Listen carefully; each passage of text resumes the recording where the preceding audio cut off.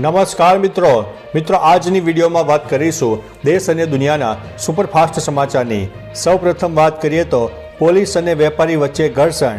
સુરત શહેરમાં ઉત્તરાયણ પર્વ નિમિત્તે પોલીસ અને વેપારી સાથે ઘર્ષણ થયું હતું, જેનો વિડીયો હાલ સોશિયલ મીડિયામાં વાયરલ થઈ રહ્યો છે।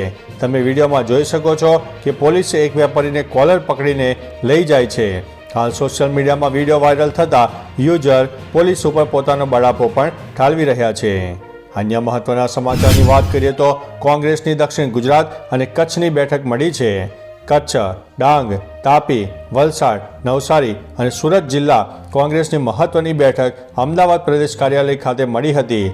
રાષ્ટ્રીય મહામંત્રી મુકુલ વાસનિક તેમજ પ્રદેશ પ્રમુખ શક્તિસિંહ ગોહિલ જિલ્લાના કોઓર્ડિનેશન કમિટીના સભ્યોને માર્ગદર્શન પૂરું પાડ્યું હતું। અગાઉ કોંગ્રેસે લોકસભાના ઉમેદવારની પસંદગી બાબતે કેટલાક નિયમો નક્કી કર્યા છે, જેના આધારે પાર્ટી આગળ વધશે।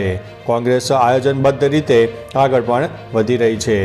અન્ય મહત્વના સમાચારની વાત કરીએ તો વિશ્વની સૌથી શક્તિશાળી સેનાઓ।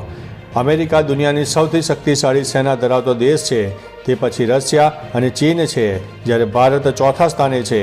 ગ્લોબલ ફાયર પાવર એક વેબસાઇટ કે જે સેના વિશે માહિતી એકત્ર કરે છે, તેણે આ વિગતો જાહેર કરી છે। દળો, શસ્ત્રો વગેરે જેવી 60 વસ્તુઓની તપાસ કર્યા બાદ વર્ષ 2024 માટે આ યાદી બહાર પાડવામાં આવી છે। ભારત પછી દક્ષિણ કોરિયા, યુકે, જાપાન, તુર્કી, પાકિસ્તાન અને ઇટાલી આવે છે। તો ચાલો મિત્રો, ફરીથી દેશ અને દુનિયાના સુપરફાસ્ટ સમાચાર લઈને મળતા રહીશો। ત્યાં સુધી અમને રજા આપશો। નમસ્તે।